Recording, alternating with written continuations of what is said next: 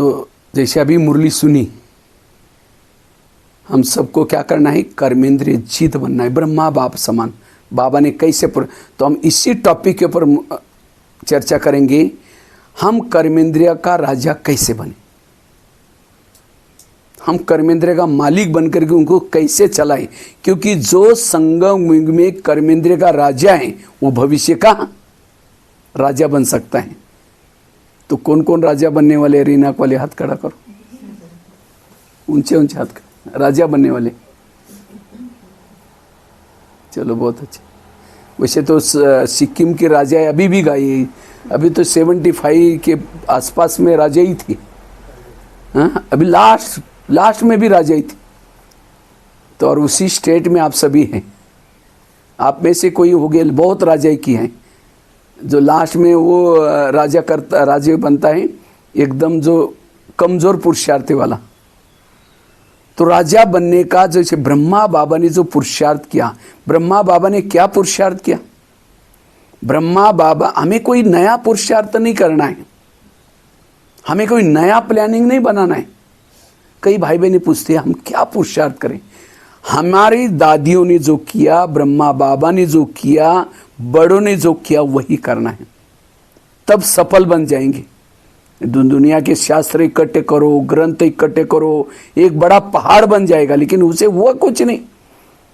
विकार तो बढ़ते गए, कितनी भक्ति का विकार क्या हो गया, बढ़ते गए, पाप कर्म बढ़ते गए, आखिर भगवान को आना पड़ा ऊपर से। और आ करके बाबा ने पहला लेसन पढ़ा, बताया कौन सा, बच्चे तुम एक आत्मा हो। और ब्रह्मा बाबा ने देखो 2 ही पुरुषार्थ किया, 2 पुरुषार्थ के आधार से ब्रह्मा बाबा नारायण बने। 2 पुरुषार्थ कौन सा, एक बाबा ने अशरीरी का पुरुषार्थ, आत्म अभिमानी का पुरुषार्थ, और दूसरा बाबा ने रोज इंद्रियों को क्या क्या दरबार लगा करके उसके ऊपर राज्य करने का पुरुषार्थ किया। अगर इसी 2 पुरुषार्थों को भी हम करेंगे, हम ब्रह्मा बाप समान बनेंगे, पुरुषार्थ में सफल बनेंगे, विजयी बनेंगे। लेकिन आज इसके ऊपर ही हमारा ध्यान कम है। ये 2 बातों को छोड़ करके बाकी और मेहनत करते हैं। जो ये 2 मेहनत करेगा उसकी सारी मेहनत क्या हो जाएगी, छूट जाएगी। तो आज हम इसी के ऊपर चर्चा करेंगे, हम इंद्रियों का राजा कैसे बने, कैसे स्वराज्य अधिकारी बने। क्योंकि संगम युग में जिन्होंने इंद्रियों पर शासन किया है, उसकी हर इंद्रिया उसके वश में है, उसका व्यवहार, उसके संस्कार अच्छे लगेंगे। कहेंगे माता बड़ी अच्छी है, ये भाई बहुत अच्छा। अच्छा ही मतलब क्या, उसका इंद्रिया उसके संयम में। आज दुनिया में क्राइम हो रहे, कोई मर्डर हो रहा है, कोई सुसाइड हो रहा है, क्यों, उसकी इंद्रिया, उनकी इंद्रिया उसके वश में नहीं है। बाबा इस दुनिया में आकर के दुनिया को बदलता है, तो उसके लिए क्या करता है, क्या करता है, ज्ञान देता है। और उस ज्ञान को जो अप्लाई करता है, जो ज्ञान को सुनाने के बाद जिन्होंने अपनी इंद्रियों पर शासन किया, वो बदल जाते हैं। और वो कहां आते हैं, सतयुग में आते हैं। सतयुग में राजा वो बन जाता है जिन्होंने इंद्रियों पर शासन किया। त्रेता में वो राजा बनता है जो ज्ञान योग लिया था लेकिन इंद्रियों पर शासन नहीं कर पाया, युद्ध करता रहा, वो त्रेता का राजा। द्वापर में राजा कौन बनता है, जिन्होंने भक्ति की, जिन्होंने भक्ति की वो राजा बनता है। और कलयुग का राजा कौन बनता है, जिन्होंने जिसकी बुराई की, हाँ, माइक लगा करके, ये पार्टी वाले ऐसे, जितना लोगों का दिमाग ये करेंगे उतना वो क्या बन जाता है, फिर राजा बन जाता है। हाँ? इसीलिए हमें सतयुग का अगर राजा ही चाहिए तो क्या करना पड़ेगा, हमें इंद्रियों पर शासन करना पड़ेगा। एक एक इंद्रिया ज्ञान में, बाबा कहते हैं चैरिटी बिगिंस एट होम। तुम अपने घर को सुधारो। घर मतलब लौकिक घर नहीं, कौन सा घर, ये शरीर आत्मा का घर है। क्या ये शरीर में रहने वाले सब हमारे ज्ञान में चलते हैं, चलते हैं ज्ञान में, आंखें ज्ञान में चलती हैं, कान ज्ञान में चलता है, मुंह ज्ञान में चलता है। अगर आंखें ज्ञान में चलती, योग लगाते समय बंद हो जाती है, और मोबाइल में कुछ 12 बजे 1 बजे भी देखते हैं तो समय टक टक करते ही देखते रहते, बंद नहीं होते वो सब। इसका मतलब आंखें ज्ञान में नहीं है। अगर कान ज्ञान में चलता तो कोई परचिंतन सुनाता और क्या हुआ, हाँ? इसीलिए एक एक इंद्रियों को ज्ञान में 7 दिन का कोर्स इनका करो। 7 दिन का कोर्स किसका करो? इन इंद्रियों का। जिसको भी बाबा कहते बच्चे 100 परिवर्तन। 100 परिवर्तन करना मतलब बैज पहन लिया, सफेद ड्रेस पहन लिया, हो गया परिवर्तन। ये तो ऊपर का परिवर्तन हो गया। 100 परिवर्तन मतलब हर इंद्रिया ज्ञान में चले। हर इंद्रिया कहे कि बाबा आया है। इस युद्ध के मैदान में अकेले मत चलो, इंद्रियों का भी सहयोग लो। सारे गीता का सार है क्या? हे अर्जुन, तुम अपने घोड़े के लगाम अपने हाथ में रखो। अर्थात हे मानव, तुम अपनी इंद्रियों को अपने क्या करो? वश करो। लेकिन आज हमारा इसके तरफ ध्यान, आंखें जो चाहे देख रहे, कान जो चाहे सुन रहे, मुख जो चाहे बोलता है, मन चाहे मन। तो राजा बनने के लिए हाथ खड़ा किया था, तो मन को कहा ये मन तुम आधा घंटा परमधाम में जाना। तो मन कहाँ लेके जाता है? मार्केट में लेके जाता है। तो राजा कैसे बनेगी? तो राजा बनने के लिए हर इंद्रिय आपकी ऑर्डर माने। जिसका इंद्रियों पर शासन है उसके इर्द गिर्द में गुण और शक्ति है। बाबा ने कहा ना, आज शक्तियां नहीं मानती। क्यों? इंद्रियों पर शासन। जिसका इंद्रियों पर शासन नहीं है उसके इर्द गिर्द में आसुरी अवगुण और आसुरी शक्ति है। और जिसका इंद्रियों पर शासन है उसके इर्द गिर्द में गुण और शक्ति है। पानी के ऊपर से नौका जाएगी, पार कराएगी। नौका के अंदर अगर पानी आएगा तो क्या करेगी? डुबा लेगी। जो इंद्रियों को चलाता है वो पार हो जाता है, जिसको इंद्रियां चलाते वो डूब जाता है। जैसे आजकल के मम्मी पापा इतना बिजी है, बच्चा कहाँ जाता है, किसके साथ में जाता है, क्या देखता है, क्या सुनता है, वो मम्मी पापा को देखने का उनका टाइम ही नहीं है। बच्चों को देखने का टाइम ही नहीं मम्मी पापा को। और जब बच्चा गलत काम करता उनकी आंखें खुल जाती है, बच्चे ने ऐसा गलत काम कैसे किया। इसी तरह हम सारा दिन इतना बिजी हैं, मेरी आंखें क्या देखती है, मेरा कान क्या सुनता है, मेरा मुख क्या बोलता है, मेरा मन क्या सोचता है, इसको देखने का उसने का टाइम ही नहीं। और जब कभी हमारे से गलत संस्कार आ जाते हैं तब हम ये होते हैं कि ये मेरे से गलत कैसा हो गया, क्योंकि कई दिन तक मन जा रही थी, बुद्धि जा रही थी। इसलिए ब्रह्मा बाबा ने ये पुरुषार्थ किया। बाबा रोज सवेरे और शाम को क्या लगाते थे? अपना दरबार लगाते थे। तो ब्रह्मा बाबा इतना बिजी थे तो भी दरबार लगा। और कोई चार्ट नहीं रखो, इतना ही चार्ट रखो, रोज इंद्रियों की चेकिंग। आज कई कहते सत्युग कब आएगा, कितना साल बाकी है, कृष्ण कब जन्म लेगा। सत्युग तब आएगा, सत्युग पहले आप अपने अंदर बनाओ। सत्युग का गायन क्या है? एक धर्म, एक राज्य, एक भाषा, एक कुल, एक मंत्र। क्या ये शरीर हमारा क्या है? इसके अंदर हमें एक धर्म, एक आत्मा का ही धारणा, एक आत्मा का ही शासन, एक धर्म, एक धारणा होगी तब जाकर के कहाँ आएगा? बाहर सत्युग आएगा। नहीं तो सत्युग तो आएगा लेकिन हम सत्युग में नहीं जा पाएंगे। डबल राज्य तो नहीं होता ना, एक माया का भी राज्य है और साथ में आत्मा का भी राज्य है, डबल शासन तो नहीं होता ना। इसलिए एक आत्मा का शासन, जिसको कहते हैं अखंड भारत। एक आत्मा ने कहा सभी इंद्रियों में क्या चाहिए? एकता चाहिए। कर्ण असफल क्यों बना? क्यों? कर्ण बहुत होशियार था, पांडवों से भी ज्यादा होशियार था, लेकिन असफल क्यों बना? उनके रथ ने उनको क्या दिया? धोखा दिया। इसी तरह अगर आपकी इंद्रिय आपको धोखा देगी तो क्या हो जाएंगे? असफल हो जाएंगे। उसका रथ फंस गया, वो मंत्र जपने लगा तो भी उसको। इसी तरह मेरी अगर कोई ज्ञान में बड़े होशियार हैं, ये नहीं करना चाहिए, वो नहीं करना चाहिए, लेकिन इंद्रिया धोखा देती हैं, तो इंद्रिया आपको सहयोगी चाहिए। इसलिए कहा ना, इस ज्ञान में अकेले मत चलो। जब कृष्ण रथ में बैठता था तो पहले क्या करता है? घोड़ों को थपथपाता है, प्यार करता है। घोड़ों को क्या करता है? प्यार। क्यों? अगर घोड़ों को प्यार नहीं करेगा उसकी पराजय हो जाएगी। दुर्योधन के सामने घोड़े जाकर के गिर जाएंगे। इसी तरह अगर मुझे भी विजय बनना है तो मुझे भी क्या करना है, इस कर्मेंद्रियों से प्यार करना है। जब अमृत वेला करते हैं, अमृत वेला करने के बाद नहाते धोते हैं, उस समय अपने कर्मेंद्रिय से प्यार करो, थपथपाओ। हे कान, तुम आज ऐसी कोई बातें ना सुनना जो मेरी पराजय हो जाए। हे आंखें, तुम ऐसी कुछ चीज़ें ना सुनना जो मेरी पराजय हो जाए। हे मुख, तुमको ऐसी बातें ना बोलना जो मेरी पराजय हो जाए। एक एक इंद्रियों के प्रति आपका स्नेह चाहिए, प्यार चाहिए। और जब इंद्रिया आपको सहयोग देगी तब विजय प्राप्त करेंगे। इसको कहते हैं सो परिवर्तन। हम आए किसी लिए यहाँ, क्यों आए? सो परिवर्तन करने के लिए।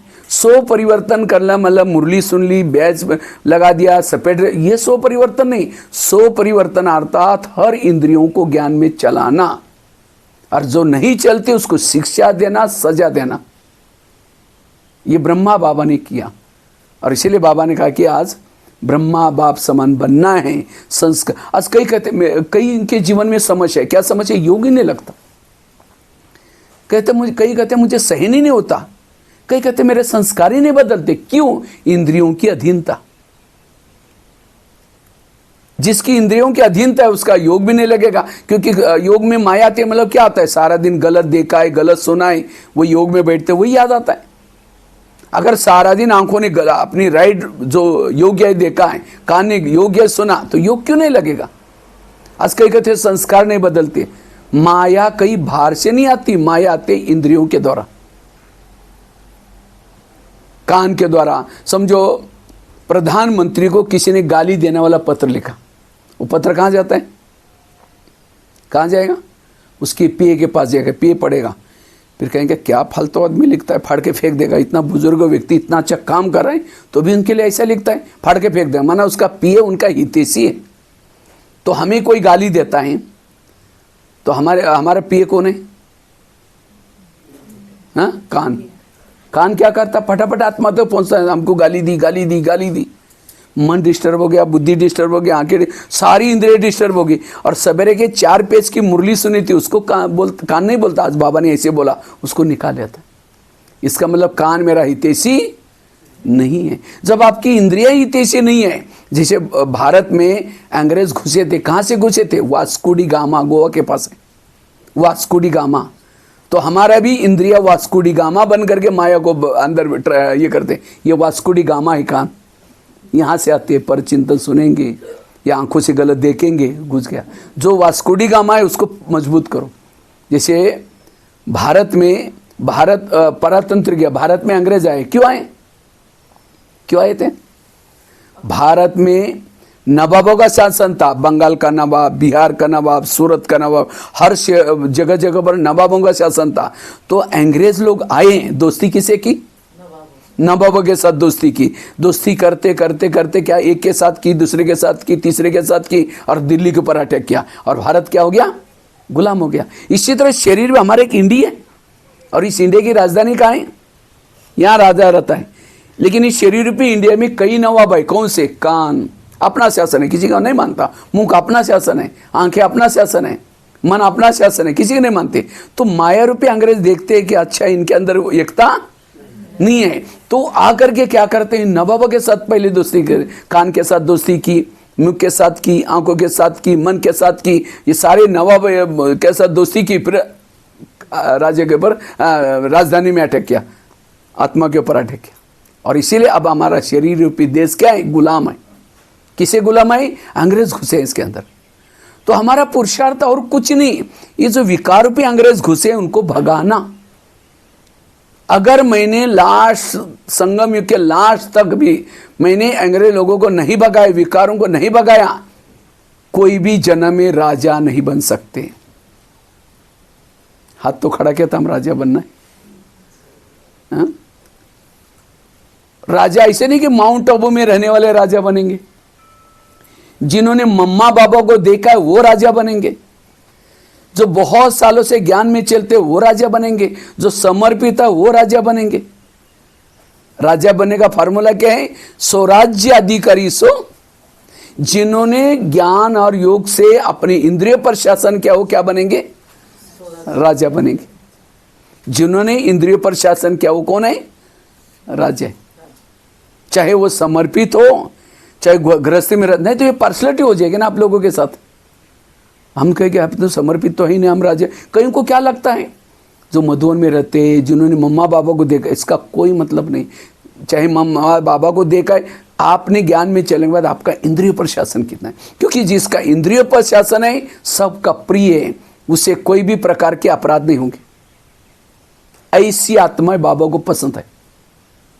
3 हमारे ये हैं तकत, एक है भ्रुकुटी का तकत, दूसरा है बाबा के दिल का तकत, तीसरा है भविष्य की राजा का तकत।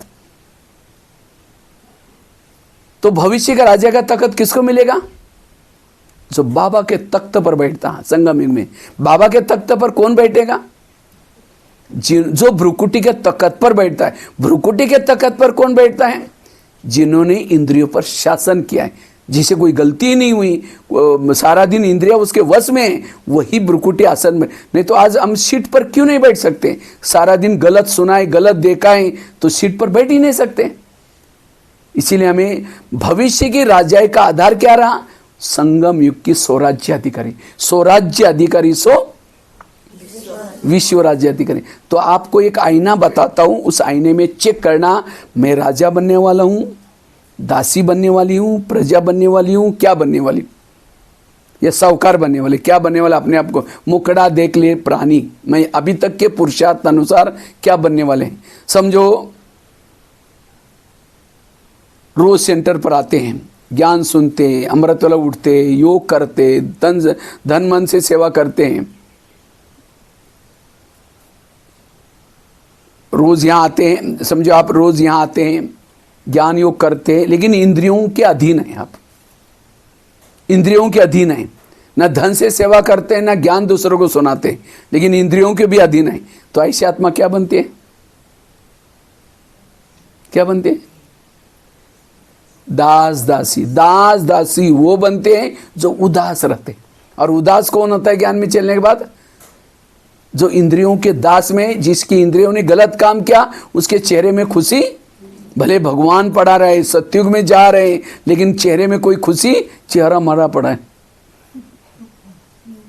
क्योंकि इंद्र पता है क्या, मैं कितना पानी हूं। लोग तो बोलेगा अरे तुम तो कितने भागे चलो, तुम कितने अच्छे हो, लेकिन उसके चेहरे में कोई खुशी नहीं। क्योंकि अधीन वाला कभी अधिकारी नहीं बन सकता। इसीलिए स्वराज्य अधिकारी बनना। जो किसी का श्रृंगार नहीं करते, वो भविष्य में श्रृंगार करने वाली बनेगी। दासिया क्या करते? श्रृंगार। राजा का श्रृंगार करते, रानी का श्रृंगार करते। क्यों? संगम युग में हमको श्रृंगार करने का टाइम नहीं मिला। कितना बाबा की जो मुरली चलते, बाबा की मुरली कोई दासी और प्रजा इसके लिए नहीं, राजाओं के लिए मुरली चलते। कितना कहते हैं मंदिर में जाओ, संदेश दो, ये करो वो करो, लेकिन हम अपने कामों में व्यस्त। जो श्रृंगार नहीं कराता वो श्रृंगार करने वाली बनेगी।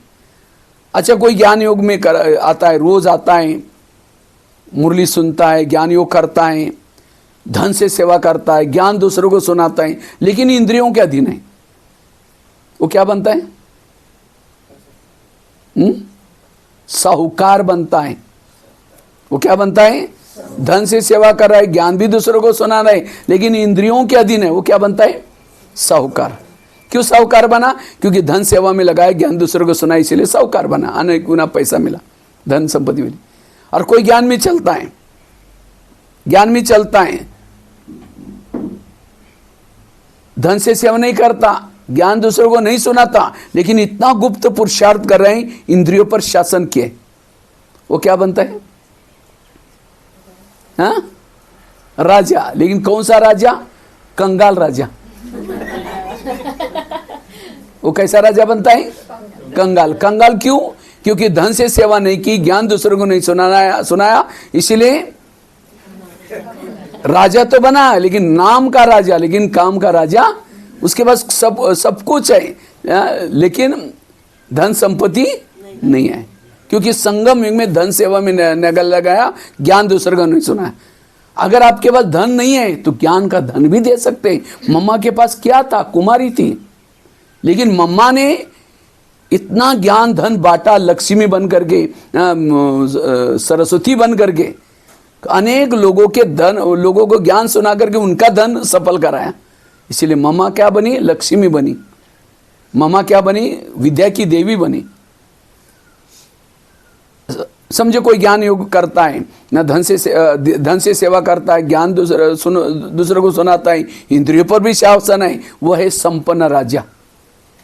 तो चेक करो आपकी गाड़ी अब कौन से ट्रैक पर है? दासी वाली लाइन में है,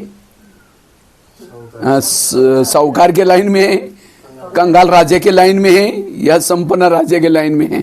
चेक करो, अभी भी चेंज कर सकते हैं। मुकड़ा देख ले प्राणी। समझो कोई ज्ञान में 10 साल चलता है, 10 साल। संगम युग उसको कितना मिला? केवल 20 साल मिला। समझो किसी को 20 साल मिला, तो 20 साल में वो 10 साल ऐसा व्यर्थ गंवाया। फिर कोई ऐसी मुरली सुनी, कोई क्लास सुना, खूब तीव्र पुरुषार्थ करके गलप किया, तो सतयुग त्रेता का दास दासी बनेगा और द्वापर कलयुग में कई राजा बनेगा, क्योंकि संगम युग का आधा समय वेस्ट कर दिया। समझो कोई ज्ञान में चलता है, शुरू में तो अच्छा पुरुषार्थ किया 10 साल, तो उसको 20 साल मिला था, 10 साल अच्छा पुरुषार्थ किया, ऐसी कोई माया आई, अधीन हो गया, सब पूरा पुरुषार्थ तो चौपट किया, सतयुग त्रेता में राजा, द्वापर कलयुग में एकदम कंगाल बन। इतना हिसाब है। एक दिन भी आप इंद्रियों पर शासन करेंगे, एक दिन का राजा बन सकेंगे। तो भारत में अंग्रेज घुसे थे, उनको भगाया कैसे? कैसे भगाया? कहानियां पता है ना। भारत में अंग्रेज घुसे थे, कैसे भगाया था उनको? जगह जगह पर सभा लगाई, जालियनवाला बाग, ये पंजाब में, वहाँ कुछ सभा बैठी थी कि भाई अंग्रेज ये तंग करे, आप इसके लिए क्या करें, उसके लिए कुछ भारत के लोग बैठे थे। लेकिन एक अंग्रेज को पता चला वहाँ सभा चल रहे हैं, तो बगीचा था, जालियनवाला बाग बोलते, इधर से भी दीवार, इधर से भी दीवार, चारों तरफ दीवार, एक जगह पर वहाँ थोड़ा गेट था, खुला था, तो वहाँ अंग्रेज खड़ा हो गया और उसने टक टक टक टक गोलियां लगा करके क्या क्या काफी लोगों को मारा। कुछ एक कुआं था उसके अंदर गिर गए। और ये बातें जब लोगों ने सुना, भारतवासी ने, तब लगा अंग्रेज हमारी उन्नति के लिए नहीं है, हमें लूटने के लिए आए। फिर नमक का सत्याग्रह, दांडी यात्रा निकाली। मुझे लगता है भारत में तब से त्योहार चालू हो गया गणेश का। पहले गणपति का त्योहार नहीं मनाते थे, लेकिन लोकमान्य तिलक ने क्या किया, भारत में वो त्योहार चालू किया गणपति का, ताकि उसे बहाने इकट्ठे हो जाएं। उसके बाद पेपर तब से चालू हो गया। भारत में पेपर नहीं चलते थे, ताकि पेपर के द्वारा लोकल समाचार सबको पता चले अंग्रेज क्या हो रहा है, क्या कर रहे हैं। अकबर तो कुछ नारे लगाए। कौन से नारे? वंदे मातरम, भारत छोड़ो। लेकिन वंदे मातरम या नारा बोलने नहीं देते थे अंग्रेज लोग। क्यों? उनको हिंदी नहीं आती थी। उनको लगता वंदे मातरम मतलब ये हमको बोलते बांधो और मारो इसीलिए नारा बोलने नहीं देते थे। तब जाकर के जनता जागृत होगी। जब जनता जागृत हो गया, क्या सभी ने क्या किया? अंग्रेज लोगों को भगाया। इसी तरह हमें भी क्या करना है? रोज अपना दरबार लगाना है और अपनी जनता को जागृत करना। हमारी जनता कौन है? ये कान, मुंह, कांखे। जब तक इनके अंदर जागृति नहीं आई, विकारों के प्रति नफरत नहीं आएगी, तब तक आपके अंदर जो विकार घुसे, काम करो, वो संस्कार नहीं भागेंगे। इसीलिए बाबा कहते हैं रोज अपनी इंद्रियों का क्या लगा दो? दरबार लगा दो। पहले जमाने में राजा किस में रहता था? किले में रहता था, और किले के कई दरवाजे रहते थे। दरवाजे में कोई भी आता तो उसकी चेकिंग होती थी, कहाँ जा रहे, क्यों जा रहे हैं। तो हमारा शरीर में क्या है? एक किला है, और किले के दरवाजे कान, मुंह, आंखें, लेकिन इसके अंदर कुछ भी आ रहा है, कोई रोकने टोकने वाला। और इसीलिए राजे की हालत गंभीर हुई है। इसलिए मैं रोज, जैसे पाकिस्तान के बॉर्डर पर कोई एक मिलिट्री का जवान है और कोई आतंकवादी आता है, कहते हैं 500 की नोटा का बोरा लो, लेकिन मुझे अंदर छोड़ो। और वो जवान को लगेगा अरे 500 की नोटा, कितनी भी अंग्रेज मैं भारत की सेवा करूंगा, सर्विस करूंगा, तो भी मुझे इतना 500 की बोरा कहाँ से मिलेगा? दो और तू जा। अब वो अंदर जाएगा तो कितने लोगों को मारेगा?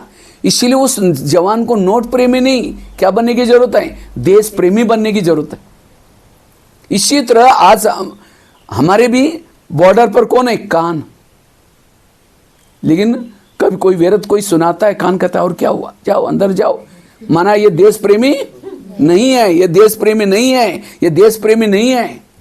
और इसीलिए सारा दिन क्या होता है? इसीलिए मालिक बनकर के उनकी चेकिंग करना, हर इंद्रियों को सवेरे उसे क्या करना?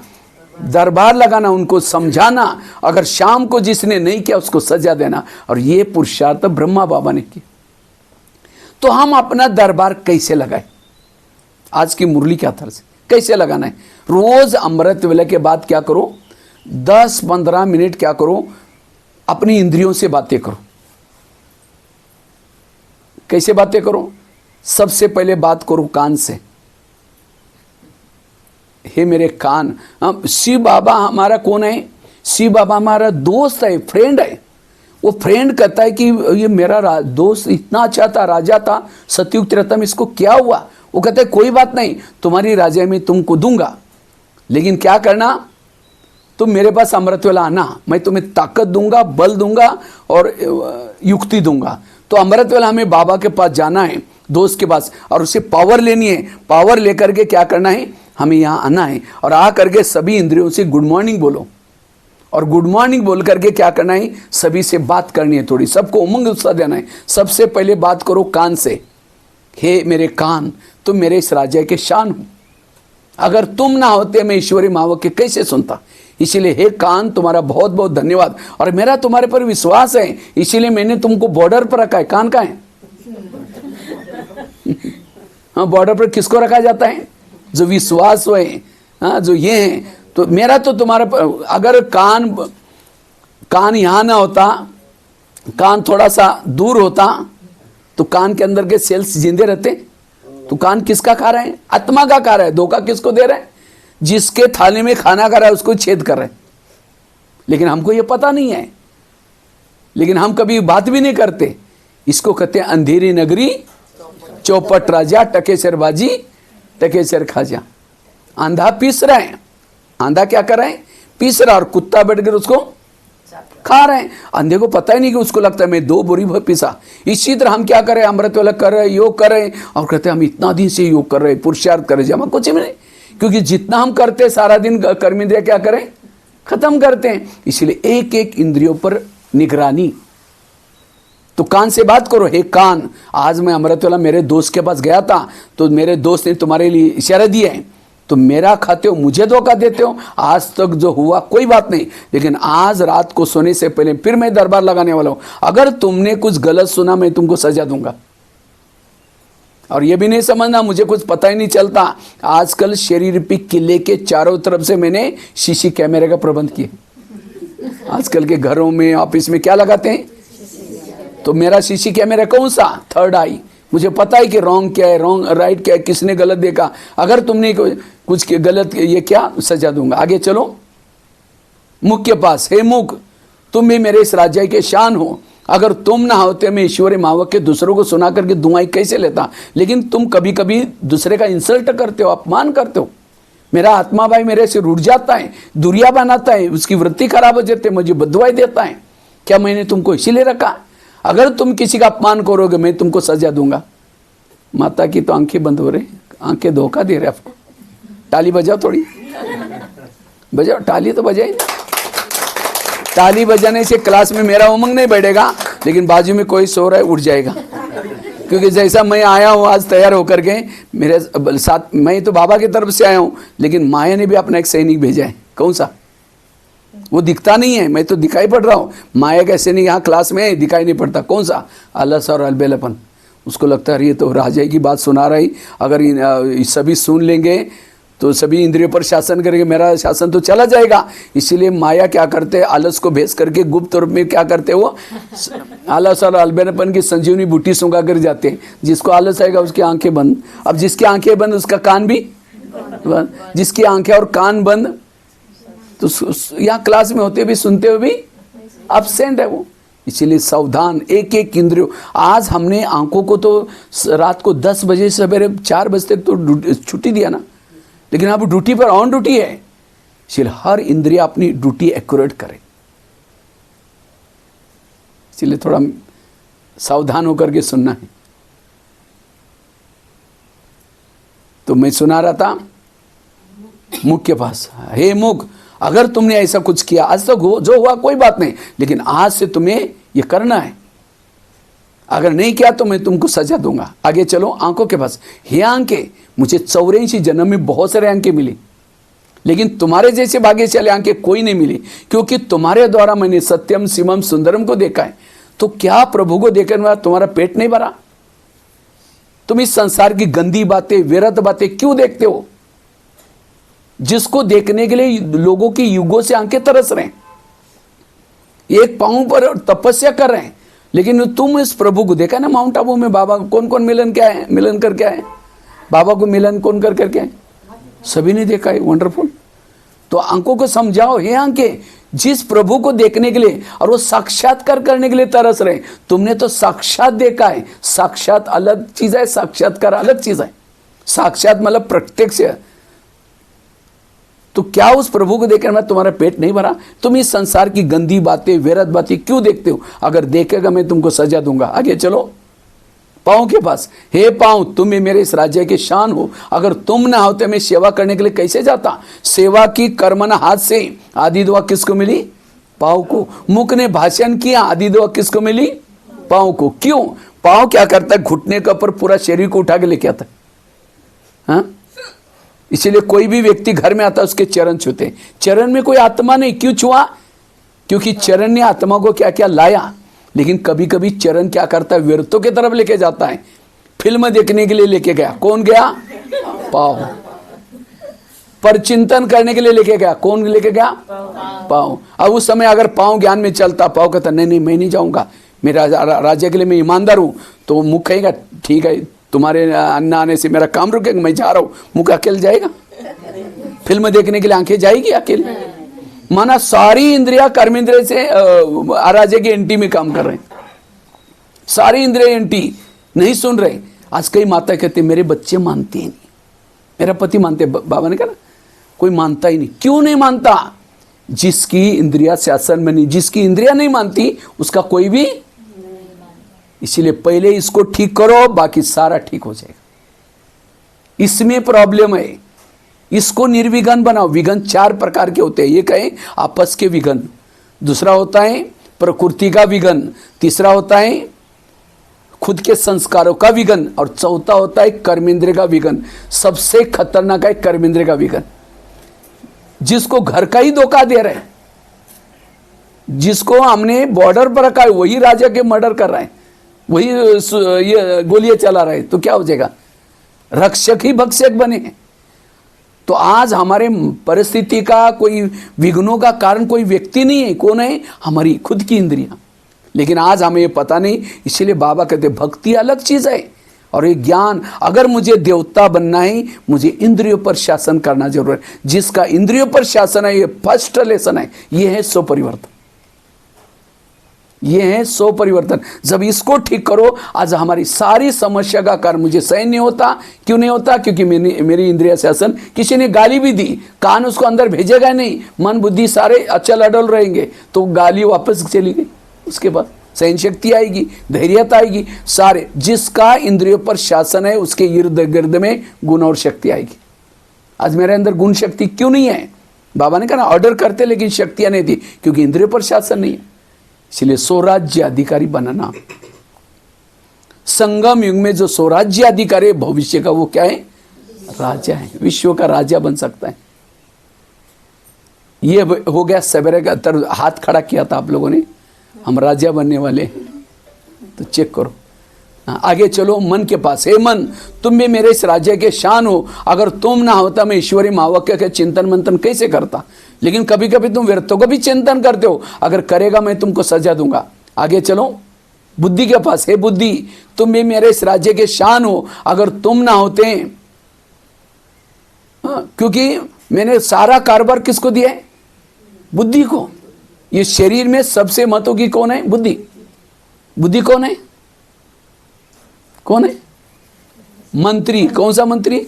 गृह मंत्री है। बुद्धि कौन है? शरीर का गृह मंत्री के पास सारे मिलिट्री सब कुछ उसी के पास होता है। तो हमारे बुद्धि कौन है? गृह मंत्री। लेकिन हे बुद्धि, मैंने तुमको गृह मंत्री तो बनाया, लेकिन पूरा तुमने क्या क्या गलत निर्णय लिया। माया के प्रमाण निर्णय लिया, मनमत प्रमाण निर्णय लिया, परमत प्रमाण लिया। मेरी पूरी राजाई चली गई। क्या मैंने तुमको इसीलिए इसी विश्वास के गृह मंत्री बनाया था? इसीलिए बुद्धि आज तक जो हुआ कोई बात नहीं, लेकिन आज से तुम्हें जो भी निर्णय लेना है श्रीमत के आधार से। कोई भी गलत निर्णय, समझे फिल्म देखने के लिए जाना है, ये मन में आया तो मन की फाइल कहाँ गई?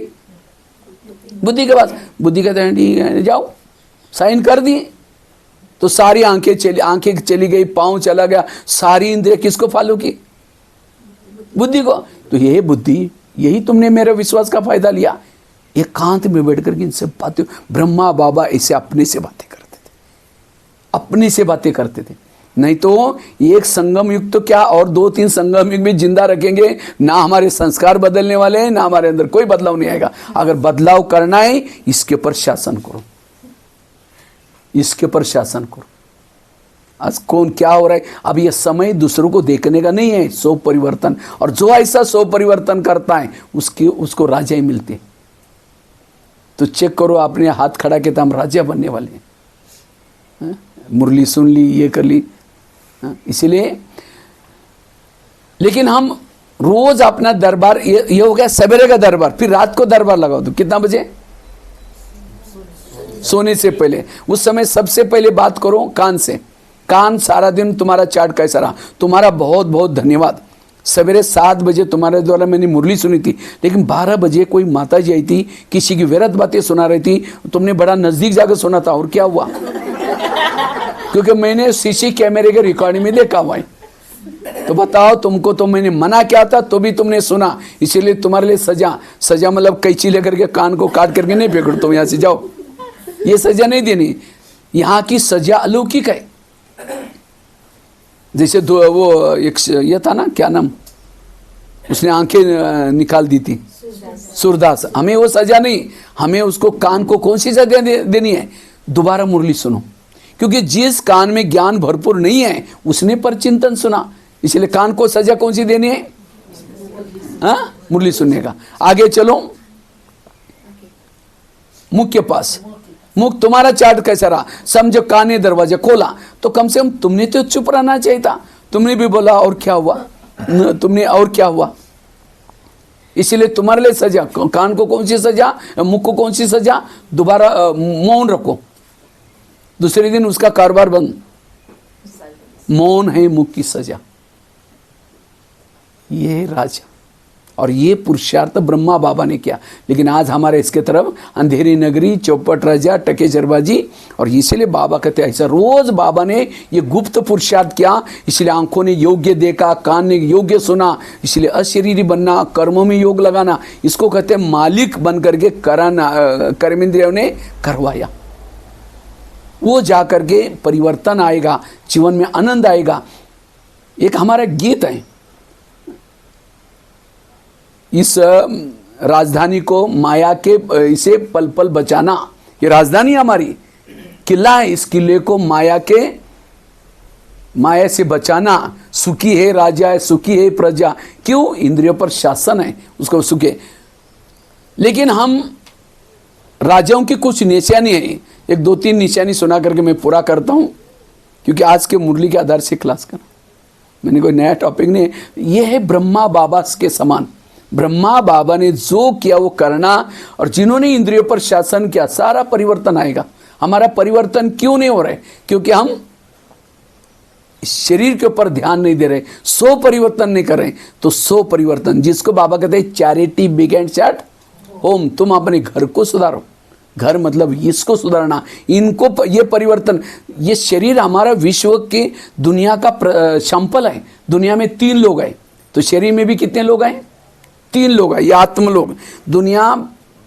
दुनिया में 70% पानी है, शरीर में भी 70% पानी है। दुनिया 5 तत्वों की बनी है, शरीर भी 5। दुनिया में 9.5 करोड़ लोग हैं, शरीर में भी 9.5 करोड़ सेल्स है।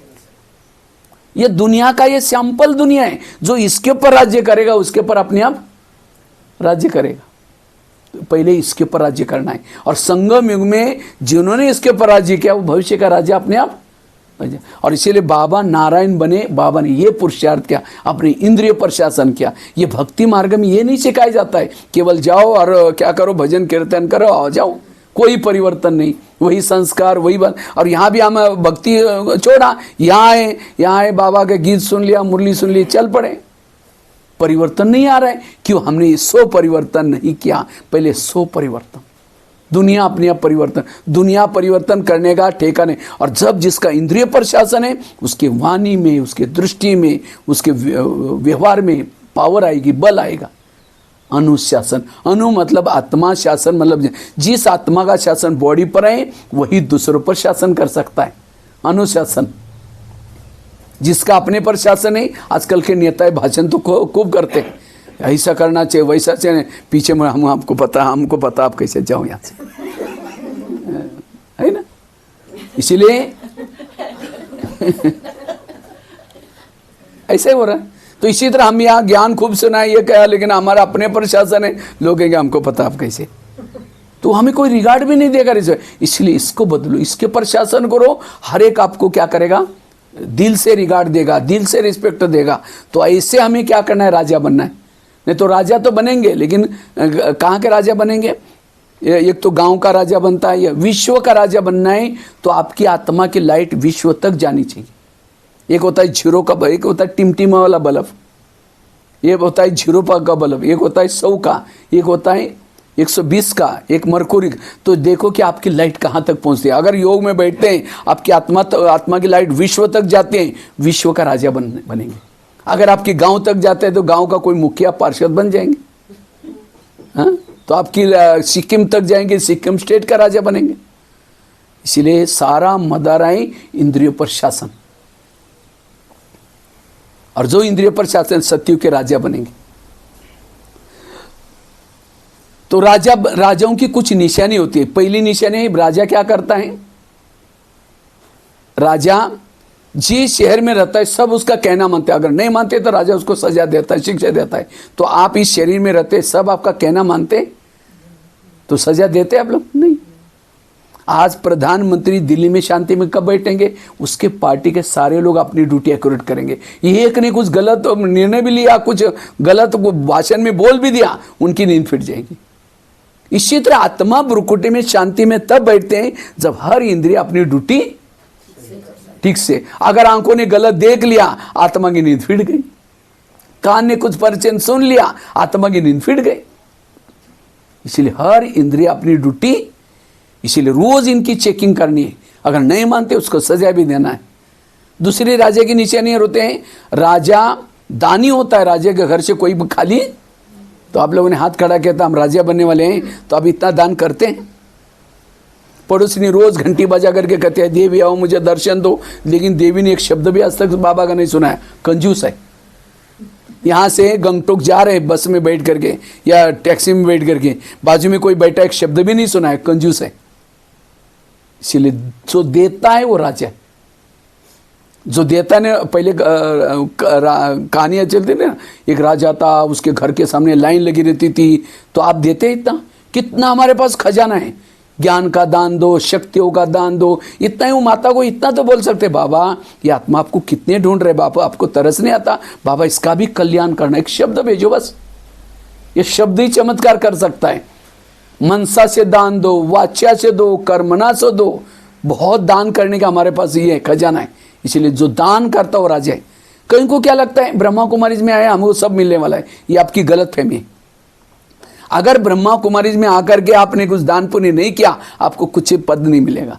एक कहानी आपको सुनाता हूँ। एक बहू थी, शादी से पहले बहुत दान पुण्य करते, लेकिन जब उसकी शादी होती है दान पुण्य नहीं करती। उसकी शादी एक सेठ जी के घर में हुई। वो थे सेठ जी, पूरा शहर में बहुत बड़े थे, लेकिन थे कंजूस, कभी भी दान पुण्य नहीं करते। तो एक दिन सास ससुर पति ये लोग सारे लोग क्या करते थे, महल के बाहर बैठे थे। उनका बहुत बड़ा महल था। तो इतने में एक सन्यासी आया, सन्यासी ने भिक्षा मांगी, कहता है मुझे भिक्षा चाहिए। तो बहू क्या बोलते, मैं खुद बासी खाती और भूखी सोती हूँ, तुमको कहाँ से दूँ।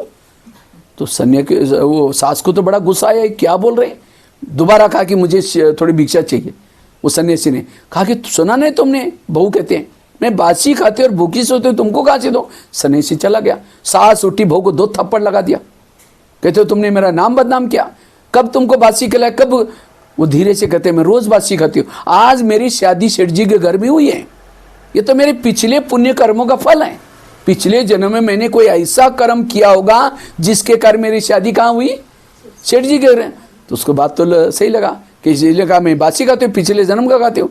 अच्छा ठीक है, भूखी कब सोती हूँ? कहते अगले जन्म के लिए मुझे आप कुछ करने नहीं दे रहे, अगला जन्म मैं एकदम गरीब कंगाल होंगी, इसीलिए मैंने कहा मैं बासी खाती हूँ, भूखी सोती हूँ। अच्छा ठीक है, रोज घोड़े के लिए जो चने पैसे उसको दिया करो, उसको लगता अक्ल तो आ गई। रोज चने देते, उसको लगता मैं चने दूंगी तो मुझे क्या मिलेगा, बोरी की बोरी चने मिलेंगे। तब कहते हैं जो चाहिए। इसी तरह का हम बासी खा करके भूखा तो नहीं सो रहे। आज इतना मुरली में तरावटी बातें, ज्ञान की बातें मिल रहे, ये कौन से कर्मों का फल है? 63 जन्मों में दर दर में भटके थे, व्रत किया था, उपवास किया था, उसका फल ही बातें मिल रहे। तो कौन सा खा रहे हैं? बासी खा रहे हैं। लेकिन आज मैंने किसी को ज्ञान नहीं सुनाया, कुछ ये नहीं, दान पुण्य नहीं किया, तो भविष्य के लिए कैसे सो रहे हैं? भूखे सो रहे हैं। इसलिए बासी खा करके भूखा नहीं सोना है। इसलिए देखो बाबा ने आपको मकान बनाने का भी मौका है। मकान क्यों बना रहे हैं? क्योंकि आपको अगर आपके पास नहीं है तो किसी का आप सही ये कर लगा सकते हैं, किसी को सेवा करके उसका भी सफल करा सकते हैं। नहीं तो बाबा ऐसा मकान तो किसी एक से भी बनवा सकता है, लेकिन बाबा सोचते हैं इनका भी भाग्य बन जाए। आप अपना भविष्य में कभी चित्र बनाओ, मुझे सत्युग में कैसा चाहिए, मेरा शरीर कैसा चाहिए, निरोगी चाहिए, शरीर में कोई भी प्रकार की बीमारी नहीं हो। तो यहाँ संगम में क्या करना पड़ेगा? शरीर से सेवा करनी पड़ेगी। हाँ, इस सेंटर यहाँ आओ, थोड़ा झाड़ू पोछा करो, कुछ सेवा करो, जो शरीर सेवा में लगा। कभी मधुवन में आ जाओ, कभी गंगटोक में भी इतने मेहमान आते हैं, कभी सेवा करने के लिए। जो शरीर को सेवा में लगाता है उसका शरीर तंदुरुस्त मिलेगा। जो आपके पास कोई गाड़ी है, अगर सेवा में लगाते हैं तो आपको कोई भी जन्म में व्हीकल से कोई कमी। अगर आपका घर बड़ा है तो वहाँ आप अपनी पाठशाला चालू करो, अनेक आत्माओं का कल्याण हो जाए। आपको कोई भी जन्म में मकान से कोई कमी। जो संगम में जो चीज सेवा में लगाता वही चीज उसको। अगर मैंने कुछ किया ही नहीं, हम तो ऐसे भी बैठे हैं कि हम तो सतयुग में बहुत नहीं मिलने वाला। इसीलिए द्रौपदी का ये कृष्ण की उंगली कट गई। जैसे उंगली कट गई तो द्रौपदी ने साड़ी को फाड़ करके क्या क्या उसको बांध दिया, और कृष्ण ने वरदान दिया मैं तुम्हारा ऋणी हो गया, इसका ऋण मैं चुकाऊंगा। और जब द्रौपदी का चिरारण हुआ तो क्या क्या उसने एक एक धागे के बदले कितनी लंबी साड़ी दी। सहयोग से सहयोग मिलता है। इसलिए हमें बाबा के यज्ञ में क्या करना है, कितना दिया वो महत्व का नहीं है, लेकिन जो दिया दिल से दिया। इसलिए हमें सहयोग करना है। जैसे कोरोना काल खत्म हो गया तो क्या हो गया, कोरोना काल के समय नहीं, कोरोना काल की बात नहीं, वो 2008 या 9 में 2000 और 500 की नोटा क्या हो गया, बंद हो गया। जब नोटा बंद हो गया तो सभी लोगों ने क्या किया, ला करके कहाँ डालना शुरू किया? बैंक में नहीं, भंडारी में। कई बीके भाई बहने भंडारी में लाकर डालते थे। वैसे तो ले सकते थे, बहनें ले सकती थी, लेकर के उन्होंने कहा कि 3 महीना तक आप चेंज कर सकते। लेकिन वह मधुवन से डायरेक्शन क्या आया, 1000 और 500 की नोटा भंडारी में ना डाले, डायरेक्शन आया। और जब पहले डालने के लिए बोलते, वैसे तो ले करके चेंज कर सकते थे, लेकिन मधुवन से डायरेक्शन है नहीं डालना है।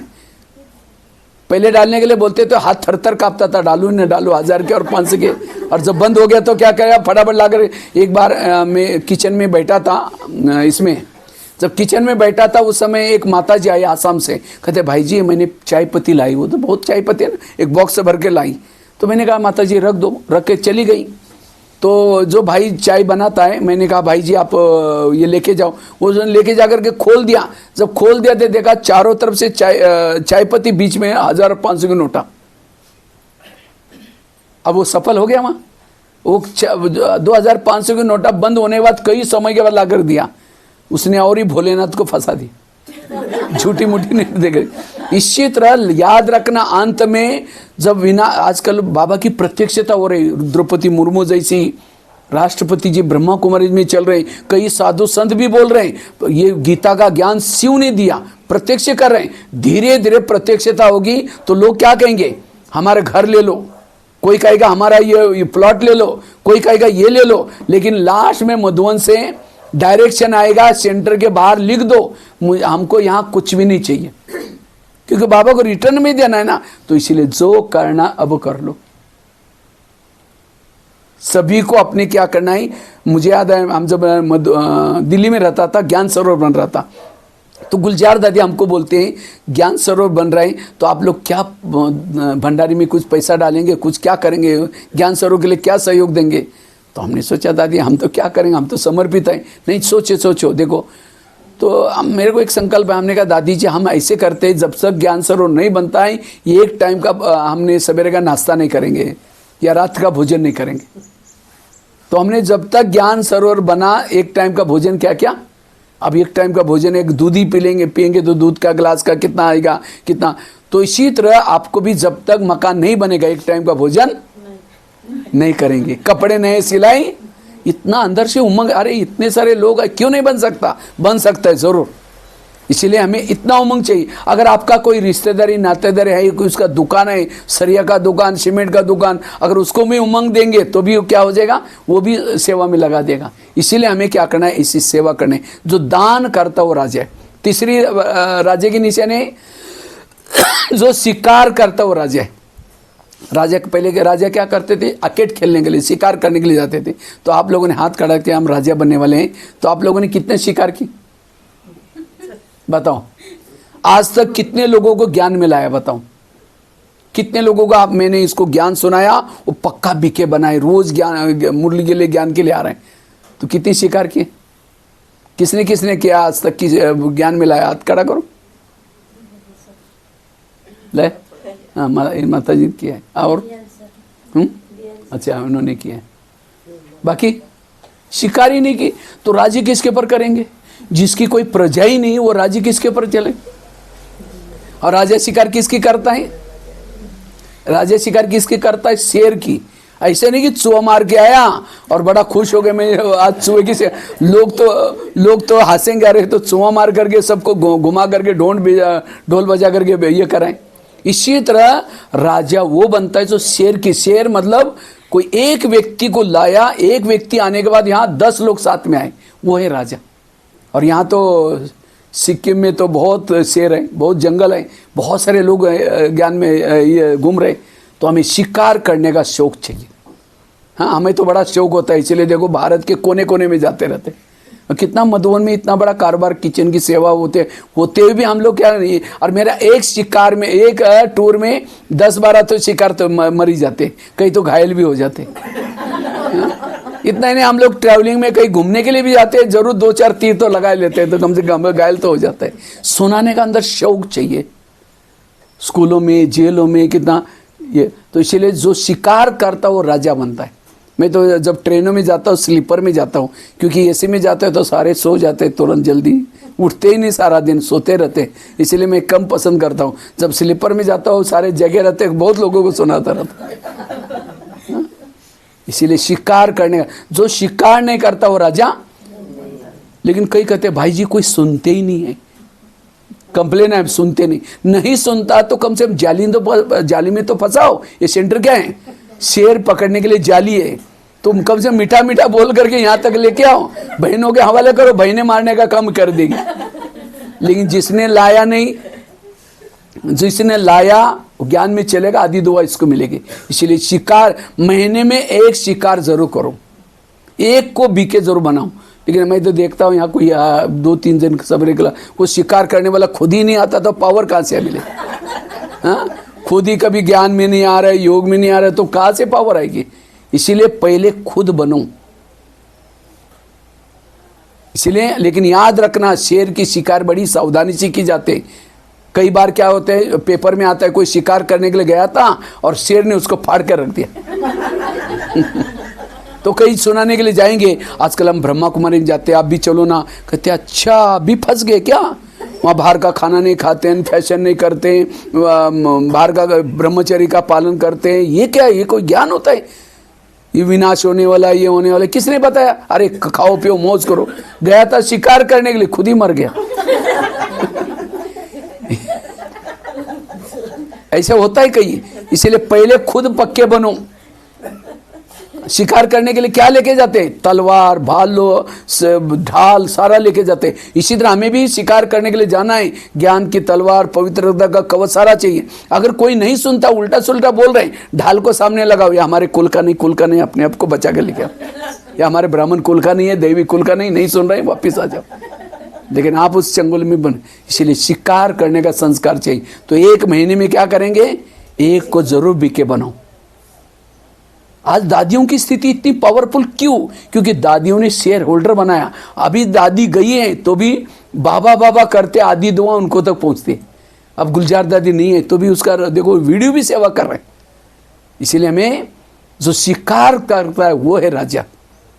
3 निशान बताइए। एक, जिस शरीर में रहता है राजा, जिस शरीर में रहता है सब उसका कहना मानते हैं, वो राजा। तो जिस शरीर में हम रहते हैं हर इंद्रिय हमारे, लेकिन ये इंद्रिय क्यों नहीं सुनती?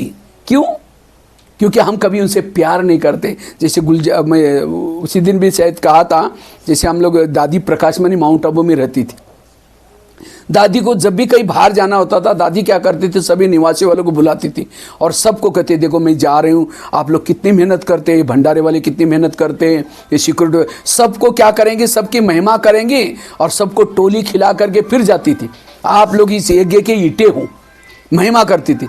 तो सभी के अंदर उमंग आता था। अगर दादी हमको पूछती ही नहीं, हम सेवा करते तो सबको लगेगा देखो हम कितना मेहनत करते हैं, लेबर की तरह, कोई पूछता ही नहीं, तो इतना अच्छी सेवा। इसी तरह आज हमारी इंद्रियां सारा दिन 24 घंटा कितनी मेहनत कर रहे हैं। हाँ, आज आप सोए, आपका हार्ट काम कर रहा है, सेवा कर रहा है अंदर। अगर हार्ट 2-4 मिनट के लिए भी अगर रेस्ट ले ले तो राम नाम सत्य उठा के लेके जाएंगे आपको। लेकिन कभी हार्ट से प्यार किए? हे हार्ट, थैंक यू तुम्हारा, तुम कितना अच्छे हो, धन्यवाद। कभी कान से प्यार किया? हे कान, तुम रोज मुरली सुनते हो, थैंक यू तुम्हारा। ये आंखें, तुम कितने अच्छे हो, तुम योग में बैठते हो। कभी प्यार ही नहीं करते। इसीलिए इंद्रियों को लगता है ये राजा है क्या, किसी से बात करता, औरों से बात करता, हमारे से कभी पूछता ही नहीं। इसलिए इंद्रिया माया से मिली है। इसलिए रोज इनसे बातें करो। कोरोना काल में क्या कहा, घर में रहो तो क्या हो जाएगा, सेफ रहेंगे, घर से बाहर जाए तो क्या हो जाएगा। इसी तरह संगम युग क्या है, क्वारंटाइन है, इसके अंदर बैठो और अपनी इंद्रियों से बातें करो। इनको सहयोग मिल, जब ये आपके सहयोग मिलेगी, माया अंदर आने की ये भी नहीं करेगी। इसीलिए स्वराज्य अधिकारी। दूसरी निशानी कौन सी बताई? राजा वो है जो दान करता है। तीसरी निशानी बताई, शिकार करता हो राजा। लास्ट की एक बात सुना करके मैं पूरा करता हूँ। राजा की निशानी है, फलों का राजा किसको बोलते हैं? वैसे तो नारियल को बोलना चाहिए फलों का राजा, क्योंकि भगवान को प्रसन्न करना है किसको तोड़ते हैं? नारियल को। अगर उद्घाटन करना है किसको तोड़ते हैं? लेकिन नारियल फलों का राजा नहीं है। कौन बना? आम। क्यों? मीठा तो चीकू से भी ज्यादा मीठा है। क्योंकि आम के साथ सबका प्यार ज्यादा है। अभी आ रहा है ना सीजन, आम का सीजन आने वाला है। क्यों आम के साथ प्यार है, नारियल के साथ प्यार? क्या नीचे नहीं, जब आम का सीजन आता है मुंह में लेके चूसते रहेंगे, खत्म है डालते रहेंगे, डालते नहीं, प्यार करे उसे। और नारियल लेकर, जो सूखा नारियल लेकर चूसो, 32 दांत है वो भी टूटेगा, मिलेगा कुछ नहीं। तो राजा बनने के लिए सबके प्यारे बनो। अगर आप सामने से आ रहे, आपको देकर के कोई रास्ता काट रहे, आपको कोई पसंद नहीं करे। क्यों नहीं करे? क्योंकि आपके बोल में ये नहीं है, दृष्टि में ये नहीं है, इसीलिए लोग आपसे डरते हैं। इसीलिए जिसका इंद्रिय पर शासन है सब उसको, आज दादियाँ जब डायमंड हॉल से जाते हैं, लोग पंजे ऊंचा ऊंचा करके देखने की कोशिश करते हैं, क्योंकि उनका इंद्रिय पर संयम है, इसलिए वो प्यारे हैं। तो इसलिए इंद्रियों पर जिसका संयम है वो प्यारे बनेंगे, वो राजा बनेंगे। और फलों का राजा आम को क्यों बोला? आम को क्यों बोला? क्योंकि आम फल लगता है, झुकता है, नारियल क्या होता है, ऊपर चलता है। इसी तरह जो ज्ञान योग करने के बाद हमारे अंदर कला आई, विशेषता आई, जो नम्रचित होकर के रहता है वो राजा। अब जितना विशेषता कला आएगी उतना अकड़ करके चलेगा, वो राजा नहीं है। फलों का राजा आम को क्यों बोला? क्योंकि आम ऊपर से नरम होता है, अंदर से सख्त होता है। और नारियल कैसा होता है? ऊपर से सख्त है और अंदर से, तो जो ऊपर से कहता है, मैं कहता हूँ ऐसे करो, ये करो, वो करो, और दूसरों को, खुद कुछ नहीं करेगा, दूसरों को कहेगा ये करो वो करो, और खुद नहीं करेगा। वो लोग कहेंगे हाँ जी जरूर करेंगे, पीछे मुँह कहेंगे आपको पता है, हमको पता आप कैसे। इसीलिए पंडित मत बनो, आचार्य बनो। ब्रह्मा बाबा करते थे, बाद में कहते थे, लेकिन हम करते नहीं और केवल कहते हैं वो फिर। इसीलिए राजा बनने के लिए आम बनो। और फलों का राजा आम को क्यों बोला? जब कोई थक जाता था धूप में, परेशान में, कहाँ जाकर सोता है? आम के पेड़। सोने के बाद उसकी थकान मिट जाते हैं, फ्रेश हो जाता है, छाया मिल जाते हैं। अगर कोई गलती से नारियल के नीचे जाकर सोएगा तो छाया तो छोड़ो, नारियल टूट करके सिर भी तोड़ जाएगा सुनने वाले, वो सोने वाला का छाया भी नहीं मिलेगी। इसी तरह आपके संपर्क में कोई आया बाहर से, परेशान होकर के टेंशन में, और यहाँ करके यहाँ की कोई उल्टी सुल्टी बातें सुनाई, और यहाँ भी तो ऐसे हैं जो पैसे देता है ना उसको आगे करते हैं, फलानी बहन जी ऐसी, वो ऐसे, वो ऐसा है। आया था शांति के लिए, दिमाग खराब करके गया। वो कभी राजा कहीं ऐसे होते भी के। इसलिए दूसरे का दुख हारो, सबको छाया दो, वो है राजा। और नारियल भी कोई कम बात नहीं, नारियल भी बहुत ऊंची चीज़ है। नारियल के अंदर खोबरा होता है, पानी होता है। अगर नारियल का पानी पियो तो कई बीमारी ठीक हो जाती है। लेकिन नारियल का पानी निकलने के लिए, खोबरा निकलने के लिए ऊपर का कवच क्या करना पड़ता है? तोड़ना पड़ता है। नारियल है आत्मा का प्रतीक। नारियल क्या है? आत्मा में 3 शक्ति है, मन बुद्धि संस्कार। नारियल में भी 3 होल है। हर नारियल में क्या होते हैं? 3 होल होते हैं। लेकिन आत्मा के अंदर, आत्मा का कलर कैसा है? केसरी। नारियल का कलर कैसा है? केसरी। तो अगर आत्मा के अंदर ऊपर विकारों के कवच लगा हुआ है, काम का, क्रोध का, लोभ का, लेकिन हर आत्मा के ओरिजिनल संस्कार क्या है? शांत स्वरूप है, अनंत स्वरूप है, शक्ति स्वरूप। कोई भी आत्मा इस सृष्टि पर है, कैसा भी है, लेकिन अंदर ओरिजिनल संस्कार क्या है उसके? शांत स्वरूप, अनंत स्वरूप। तो अगर मुझे अंदर के संस्कार को बाहर निकालना है, ऊपर का कवच क्या करना पड़ेगा? किसे? ज्ञान और योग की इच्छा न रहती। इसीलिए कहते हैं भगवान को प्रसन्न करने के लिए नारियल तोड़ो। नारियल जो ऊपर रियल नहीं है उसको तोड़ो। लेकिन लोगों ने क्या किया? वो फल को तोड़ के आए। आत्मा का ऊपर के संस्कार तो तोड़े नहीं। और एक बार नारियल को तोड़ने के बाद, एक बार डालने के बाद क्या होना चाहिए? फटना चाहिए। तब जाकर के कहते भगवान प्रसन्न। 5 बार नारियल डाला, टूटा ही नहीं, तो भगवान प्रसन्न नहीं होता। इसी तरह आज हम कितना दिन से ज्ञान में चल रहे हैं, तो भी मेरे अंदर के ओरिजिनल संस्कार बाहर नहीं आए, राजा नहीं बनेंगे। अब 5 बार नारियल डाला, टूटा ही नहीं, लोग कहेंगे उद्घाटन ठीक नहीं है, ये मूर्त ठीक नहीं है। इसलिए एक धग से अब इस 2026 में अपना नारियल तोड़ो, ओरिजिनल संस्कार को क्या करो। और उसके लिए हमें क्या करना है? रोज अपने इंद्रियों पर संयम करना है। और जितनी आत्मिक स्थिति, बाबा ने अशरीरी बनने की बात बताई, यह अशरीरी बनने से हमारी इंद्रिया शासन प्रमाण रहेंगी। जितनी मेरी आत्मिक स्थिति रहेगी, जैसे घर में कोई बड़ा होता है, छोटे आपस में लड़ते नहीं। और इसीलिए आत्मिक स्थिति बनाने का सबसे ऊंचा साधन है अमृतोला का योग। रोज हमें क्लास के पहले, मैं देखता हूँ यहाँ क्लास चलती है, लेकिन क्लास के पहले योग करते ही नहीं। बिना योग करके क्या करते हैं? तो मुझे लगता है कि मैं अभी आते आते सोच रहा था, चलो आप लोग तो 4 बजे तक तो योग अमृतोला करते हैं, उसके बाद नहा धो करके यहाँ पहुँचना भी ये है, तो 6 बजे आते हैं यहाँ। तो 6 बजे आते हैं, 5 मिनट में क्या हो जाते हैं? मुरली स्वरूप। इसलिए सेंटर का वायुमंडल जो शांति चाहिए, सुख चाहिए, वो नहीं है। इसीलिए हमें क्या करना है? रोज सबको 6 बजे आना है। 6 से 6:30 बजे आधा घंटा सबको पावरफुल योग करना है। योग करने के बाद मुरली को, अभी देखो मैंने कितना बजे शुरू किया था? 6:05 पर शुरू किया था, और बराबर 6:30 तक पूरा हुआ। और जबकि अव्यक्त मुरली थी, और सभी तो पूरा नहीं, एक्सप्लेन करने की भी कोई जरूरत है, कोई नया तो है ही नहीं। तो आधा घंटे में मुरली पूरी हो जाता है। तो क्यों ना, अब जब तक हमारा भवन बनेगा उसे आपका योगदान भी हो जाएगा, सेंटर का वायुमंडल भी बन जाएगा। तो इसलिए आधा घंटा हमें रोज क्या करना है? पावरफुल हो सकता है कल से। हाँ, और ये नहीं सोचना कि हमें मैंने बहनों को भी कहा कि आप लोग भी किचन में सेवा नहीं करेंगे, सभी बहनें भी आकर के यहाँ बैठेंगी और अच्छी तरह कम्युनिटी से पावरफुल, क्योंकि संगठन में योग में पावर होती है। संगठन से, योग से आपको लोगों को बुलाने की जरूरत नहीं, अपने आप लोग खींचे हुए यहाँ आएंगे। आज मधुबन का वातावरण क्यों खींचता है? क्योंकि वहाँ योग चलता है।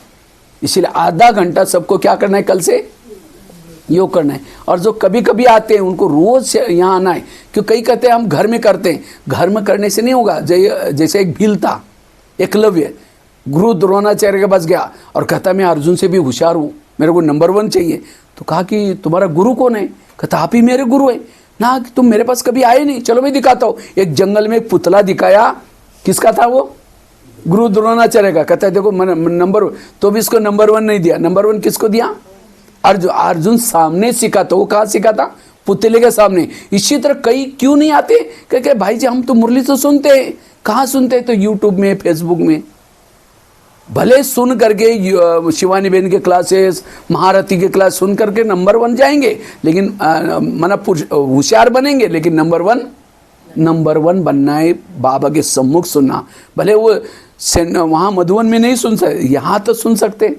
जो मधुवन में जो बाबा के सम्मुख सुनता है वो फर्स्ट नंबर, फिर सेंटर पर आकर के जो सुनता है वो सेकंड नंबर, उसके बाद शाम के समय आकर के बहनों से सुनता है वो थर्ड नंबर, फिर सारा दिन में बीच बीच में आकर के सुनता है वो आगे का नंबर, उसके बाद जो खुद पढ़ता है वो लास्ट नंबर, और फिर यूट्यूब फेसबुक तो और ही आगे नंबर चला जाता है। इसलिए कम से कम हम यहाँ आकर के सुन सकते हैं, संगठन में सुनना है। सतयुग में कृष्ण कैसे दिखाते हैं, कृष्ण बीच में खड़ा है, मुरली बजा रहे हैं, गोपिका चारों तरफ से रास कर रहे हैं। इसी तरह हमें भी क्या करना है, हम बाबा की मुरली चल रहे हैं और गोपिका के मन से रास हो रहे हैं। इसलिए हमें रोज संगठन में कल से क्या करना है, थोड़ा सा आलस की चद्दर को थोड़ा सा ये करो, क्योंकि समय बाबा ने कहना अचानक, और यहाँ क्या होने वाले हैं, यहाँ ज़्यादा सी ज्वालामुखी और भूकंप से होने वाले हैं। यहाँ इसी स्थान पर ये सारा एरिया जो भूकंप वाला है, रात को सोए सवेरे पता नहीं मिट्टी के ढेर के नीचे होंगे, ये समय आएगा। इसलिए अपनी तैयारी करना, शक्तिशाली बनना। इसलिए एक तो हमें रोज यहाँ करके आधा घंटा का कल से, और मुझे लगता है शाम को भी कोई भी आएगा, शाम को 6:30 से 7:30 बजे योग का टाइम रखना है। उस समय नज़दीक जो है सब घर में करने के बजाय यहाँ आकर के योग करें, संगठन में योग करें, क्योंकि माला में आना है तो माला मन का मनके के साथ जुड़ना चाहिए। हम अलग अलग मन का, इधर एक मन का, इधर एक मन का कर रहे हैं, वो माला में नहीं आते। इसलिए हमें संगठन में आकर के सेंटर का वायुमंडल बनाना है। जैसे लकड़ियाँ जल रही, गीली लकड़ी डालो वो भी क्या हो जाएगी, जल जाएगी। इसलिए हमें संगठन में करना बहुत ज़रूरी है। तो एक तो हमें अमृत वाला घरों में अपने अपना अच्छा करके आना है, फिर साथ में क्लास के पहले आधा घंटा योग करना है, और मुरली कहाँ सुननी है, सेंटर पर, यहाँ क्लास में सुनना है। और वहाँ वो जैसे बच्चे ट्यूशन लगाते तो कैसे लगाते, स्कूल में जाएंगे और उसके बाद ट्यूशन लगाएंगे। इसी तरह में यहाँ आने के बाद भले आप यूट्यूब से इसे पर्सनली सुनो, कोई बात नहीं, और वो भी वही सुनना है जो हमारे सब्जेक्ट कच्चे हैं। इसी तरह ये पुरुषार्थ करेंगे तो बहुत अच्छी अवस्था बनेगी। और सबसे इम्पोर्टेंट है अशरीरी बनना, विधेयी बनना। और उसके लिए एक छोटी सी एक धारणा सुना करके मैं पूरा करता हूँ। एक सन्यासी था बहुत मशहूर, एक राजा था बहुत मशहूर था। तो एक सन्यासी को लगा ये राजा मशहूर क्यों है, तो सन्यासी खुद उसके पास गया तो देखा ये तो मशहूर है, इतना मशहूर है। तो उसने वो सन्यासी ने देखा कि ये राजा इतना मशहूर कैसा है। वो देखने के लिए उन्होंने सब दिनचर्या देखी, लेकिन एक बात समझ में आई, वो इसीलिए मशहूर था क्योंकि वो सवेरे जल्दी उठता है, हर एक के पास जाता है, गुड मॉर्निंग, कैसे हो, क्या हो। तो सब प्रजा सब अलर्ट होते। तब पता चला ये इसीलिए मशहूर है। कुछ समय के बाद उसी को क्या पता चला, ये कंगाल हो गया। तो उसको लगा एक राजा कंगाल कैसे हो गया। तो राजा जाकर के क्या, वो सन्यासी क्या करता है, दोबारा देखते, इसमें कुछ फोटो लेना पीछे से, इसमें। तो प्रश्न पूछता है, देखता है कि इसकी दिनचर्या तो पहले तो बहुत अच्छी थी, लेकिन दोबारा जब देखा तो क्या देखा उन्होंने, वो राजा आराम से सोया पड़ा हुआ है। राजा सोने के कारण उसके महल में चोर घुसते थे और चोरों ने इधर का माल उधर करते थे। उसके बाद मंत्री भी आराम से इधर का माल उधर करते थे, प्रजा आपस में लड़ती थी। तब समझ गया कि अच्छा ये राजा कंगाली का कारण है। तो सोचा कि अब ये कैसा उठेगा। तो उस सन्यासी ने जाकर के वो राजा को युक्ति सुनाई कर कहता है, राजन आपके इस महल के पास एक हंस आता है, जिसकी नज़र उस हंस के ऊपर पड़ेगी वो सारे संसार में मशहूर हो जाएगा। कहता ठीक है, मुझे भी वो हंस को देखना है। कहता राजन वो सवेरे जल्दी आता है। कहता ठीक है, मैं उठूंगा कल से, पहले भी उठता था। तो राजा रोज क्या करता, हंस को देखने के लिए उठना शुरू किया। जैसे राजा उठता है तो देखा कि चोर आए थे, चोरों ने देखा कि राजा तो उठा हुआ है। तो चोर कहते कल आएंगे। फिर देखा दूसरे दिन फिर वो राजा चक्कर लगा रहा था। फिर ऐसे करते करते चोरों ने आना क्या बंद किया। जब राजा जल्दी उठता तो मंत्री भी अलर्ट हो गया, प्रजा भी अलर्ट हो गई। धीरे धीरे वो राजा अच्छी हो गई। तब समझ गया कि अच्छा। फिर दोबारा क्या करता है, सन्यासी उनके पास जाता है, कहता है राजन मैंने हंस को देखा तो देखा। कहते नहीं हंस को तो नहीं देखा लेकिन मेरी राजा अच्छी हो गई। कहा कि यही मैंने आपको युक्ति सुनाई थी, अगर आप रोज ऐसे उठेंगे आपकी राजा अच्छी बनेगी। ये कहानी किसी और की नहीं, किसकी? हम भी एक समय था राजा थे। कब? सतयुग में। सतयुग में राजा थे। क्यों राजा थे? क्योंकि हम आत्मा जागृत थे, इसलिए हमारे, लेकिन धीरे धीरे आत्मा राजा सो गया, मैं कौन हूं, मैं कहां से हूं, मुझे कहां जाना है। और राजा सोने के कारण क्या हो गया? इस शरीर रूपी देश में क्या हो गया? 5 शोर घुस गए। कौन से? काम क्रोध घुस गए। जब ये घुस गए, विकार घुस गए, उसके बाद क्या हो गया? राजा को पूरा कंगाल बना दिया। उसके बाद मन बुद्धि मंत्री इधर का मन उधर करने लगा।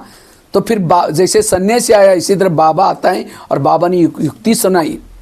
तुम्हारे इस महल के पास, इस शरीर के आसपास एक फरिश्ता आता है, ब्रह्मा के तन में शिव बाबा आता है। कितना बजे आता है? सवेरे सवेरे अमृतवेला 2 बजे के बाद चक्कर लगाता है। तुम उसको देखने के लिए उठो। अगर बाबा को देखने के लिए उठेंगे तो चोर आना, काम क्रोध नहीं आएंगे। जब आपके अमृतवेला अलर्ट होती है तो विकार कभी भी, क्योंकि हमें सुख मिलेगा, मन बुद्धि कंट्रोल में रहेगी, इंद्रिया कंट्रोल में रहेगी, और फिर से हमें हमारी राजय अच्छी मिलेगी। इसलिए सारा मदारा अमृतवेला का योग। लेकिन अमृतवेला सफल बनाने के लिए सारा दिन हमें स्वराज्य अधिकारी बन करके, इसका मालिक बन करके इंद्रियों को चलाना है। और जिसकी इंद्रिया कुछ भी बोलते हैं, कुछ भी देखते हैं, उसके राज्य में प्रॉब्लम आता है। इसीलिए स्वराज्य अधिकारी बनने के लिए रोज अपनी इंद्रियों का क्या लगाना है? इधर से भी दरबार लगाना है। तो रोज कल से क्या करेंगे? जो ब्रह्मा बाबा ने किया वही करो, बाकी कुछ करने की जरूरत नहीं है। तो इसीलिए आज के मुरली में यही मुरली थी, स्वराज्य अधिकारी बनना। ठीक है, तो सब रीना के क्या बनेंगे? सभी राजा बनेंगे। तो थोड़ा सोए थे राजा, इसीलिए बाबा ने शायद भेजा हुआ है राजाओं को जगाने के लिए। तो कल से क्या करेंगे? फिर 6 बजे सबको आना है। 6 से 6:30 क्या करेंगे? योग करेंगे। और 7 तक मुरली पूरी हो जाएगी। और उसके बाद भी लास्ट में 10 मिनट योग करना। किसके लिए? मकान के लिए। अलग से मकान के लिए 10 मिनट के लिए योग करना है। और क्या करना है? कब तक बनाएंगे मकान? अभी से वायदा करेंगे। हाँ, आप लोग सब अगर मन में आता है तो बन जाएगा। सबके संकल्प एक हो जाएंगे। बाबा तैयार गए। और जब मैं उधर 8 दिन के लिए फिर भट्टी करने के लिए आएंगे। 8 दिन आपके पास भट्टी करेंगे अगले बार। ठीक है? ओम शांति। तो कैसे दरबार लगाना है, कैसे बातें करना है, कैसा परिवर्तन करना है, एक एक बात, कैसी सजा देना है, शिक्षा देना है, कई बातें। ठीक है? ओम शांति।